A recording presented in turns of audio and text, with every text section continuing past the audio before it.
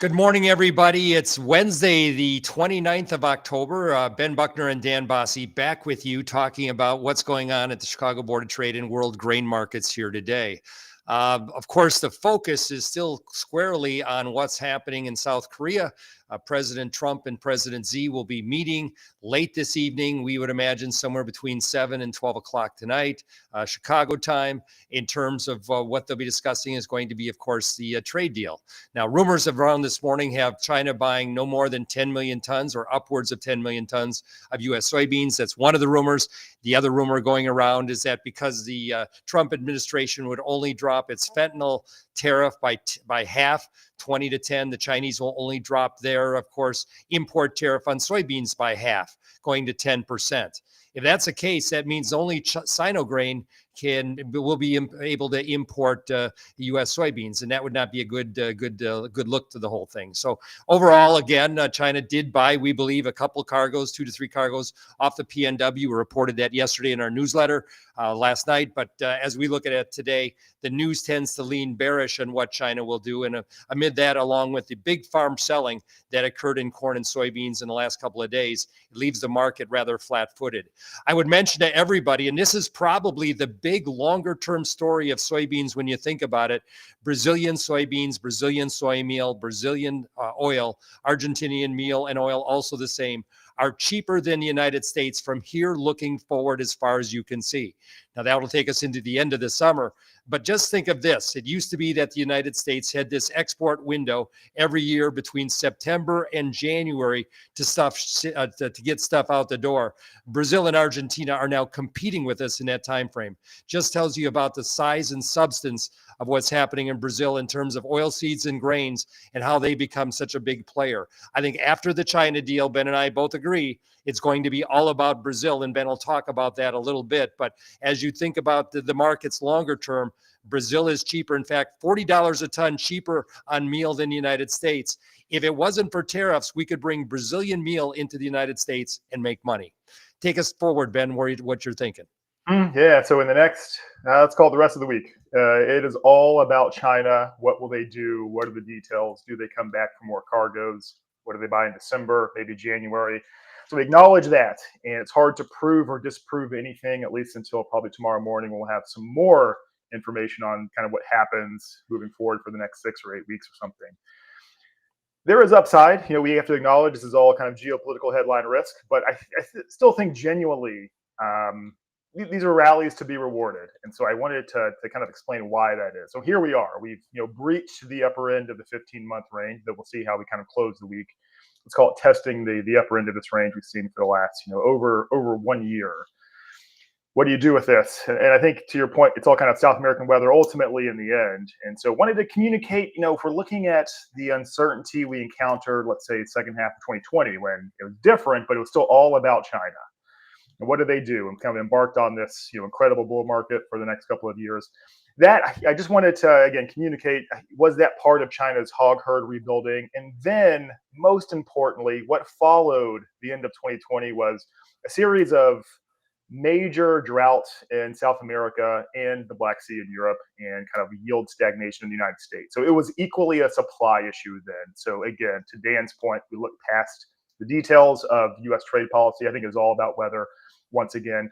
Also this, without doing any analytics, we just know the market, soybeans especially, kind of massively overbought this morning and last night especially, and going back decades, this always gets fixed or gets reconciled. And I think for a couple of minutes yesterday, the spot soybean market was most overbought it's been since February of 2024. So this will get fixed.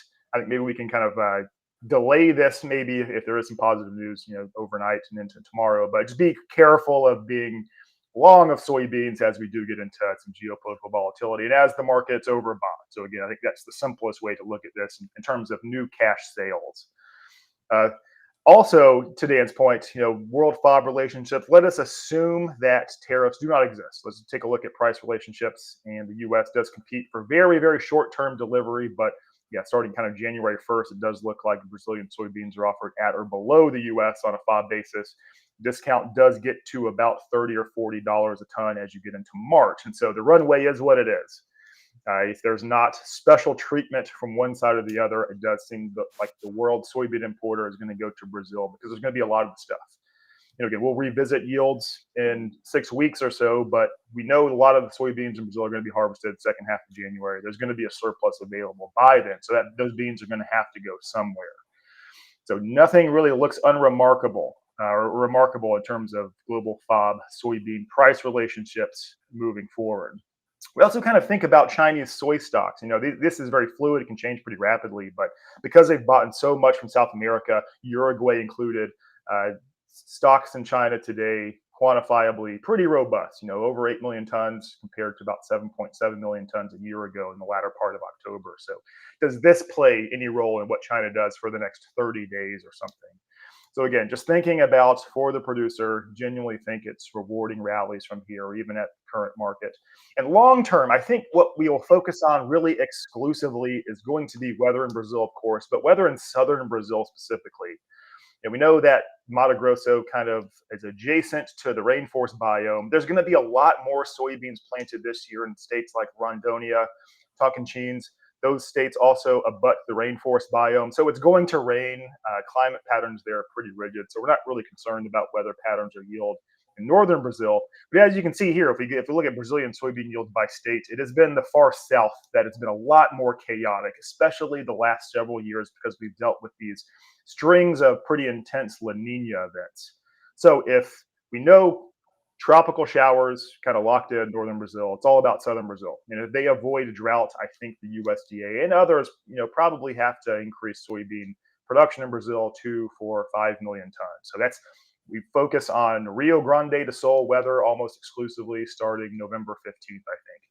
This is what things look like for at least the next 10 days, and everything looks pretty good. The entirety of Brazil, all of Paraguay, pretty well watered, pretty normal.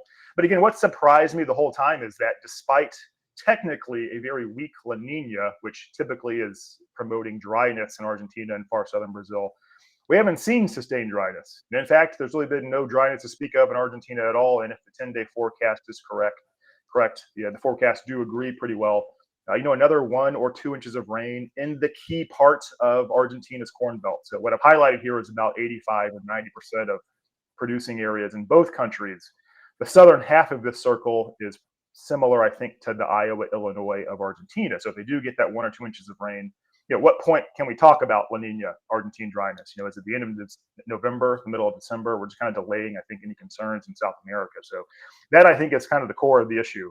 Is we do have another week or so of uncertainty. We don't know exactly what happens from these trade talks, but thereafter, similar to kind of all lasting bull markets, you got to have a weather problem, supply dislocation somewhere. And I don't think we're dealing with that, at least in the medium term. So that is what I think about the markets.